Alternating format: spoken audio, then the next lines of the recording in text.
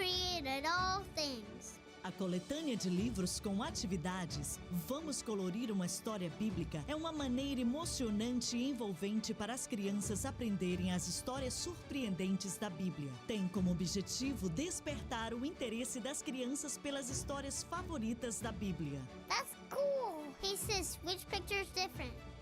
That one. Cada livro contém mais de 40 imagens prontas para colorir e páginas de atividades destinadas a envolver as crianças e ao mesmo tempo ensiná-las sobre a palavra de Deus. É uma maneira maravilhosa de estimular o interesse da criança pelas coisas de Deus. Vamos Colorir uma História Bíblica está disponível no Ministério Jimmy Swaggart. Vamos colorir uma história bíblica? It's more than just a coloring book.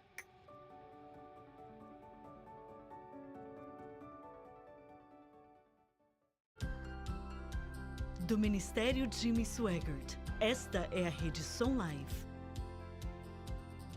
Comprados por Jimmy Swaggart, podem ser considerados um dicionário bíblico, uma enciclopédia bíblica. Com esses recursos, você terá a oportunidade de se aprimorar. Para fazer o seu pedido, ligue ou visite o site.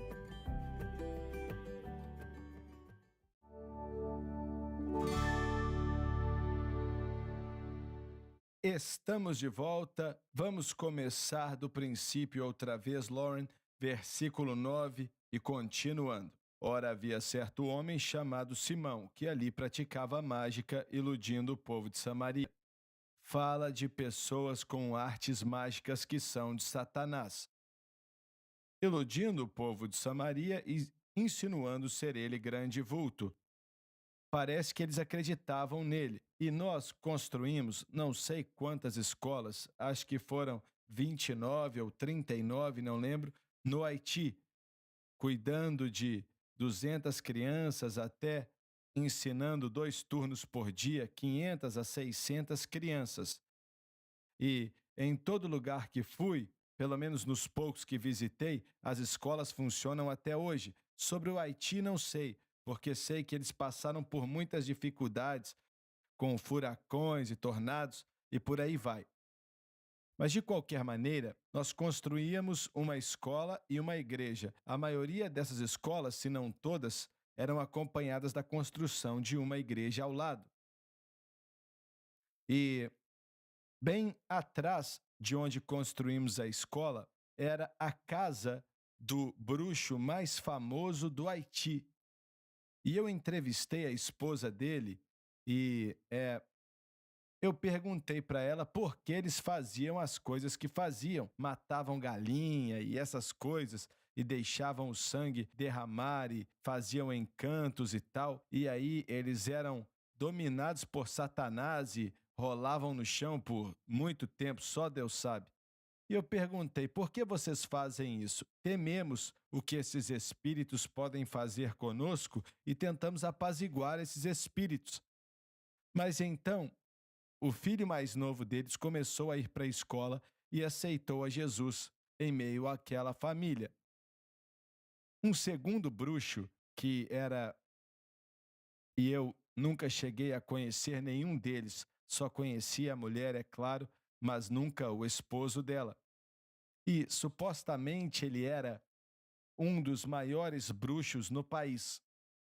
E também tínhamos construído algumas igrejas que estavam indo muito bem, crescendo bastante.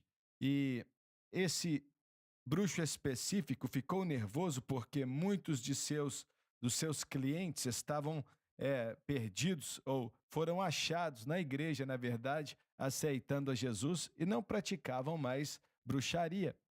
Aí ele foi até o pastor um dia, encontrou com ele na rua e aí ele estava muito nervoso, começou a amaldiçoar o pastor e disse, daqui a 30 dias, acho que foi esse tempo, talvez menos, ele falou, você e o Jimmy Swaggart vão morrer. Vou fazer uma macumba para vocês e vocês vão morrer.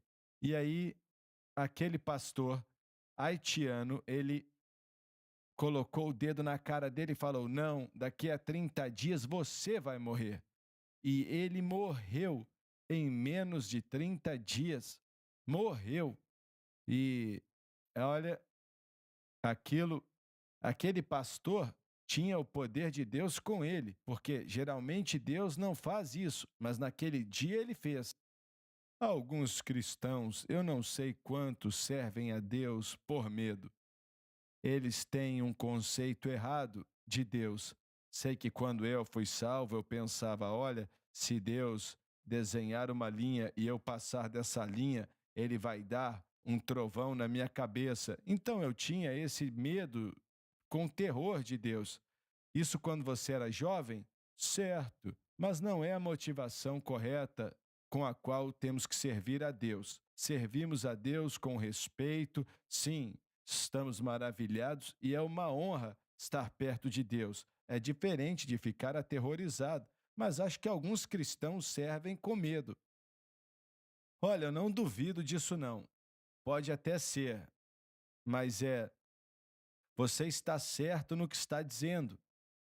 Nós, como cristãos, eu temo a Deus, no sentido de que eu sei que ele faz o que diz e diz o que faz. Isso eu sei. Eu não desconsidero o que ele faz, de maneira nenhuma. Não quero fazer isso. Então eu tenho um temor de Deus nesse sentido, mas não tenho medo que ele vai jogar um trovão em mim porque eu cometi um erro ou fiz algo errado. Não é assim. Eu sei que ele é um Deus de amor e morreu na cruz do Calvário para que eu fosse salvo, e por aí vai.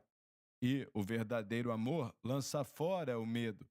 Então, nós sabemos que ao experimentar Deus, ele nos ama e com esse amor perfeito, então não temos que temer. Olha, o medo cobre uma variedade tão grande de coisas e cobre nossa vida diária, cobre nosso sustento, cobre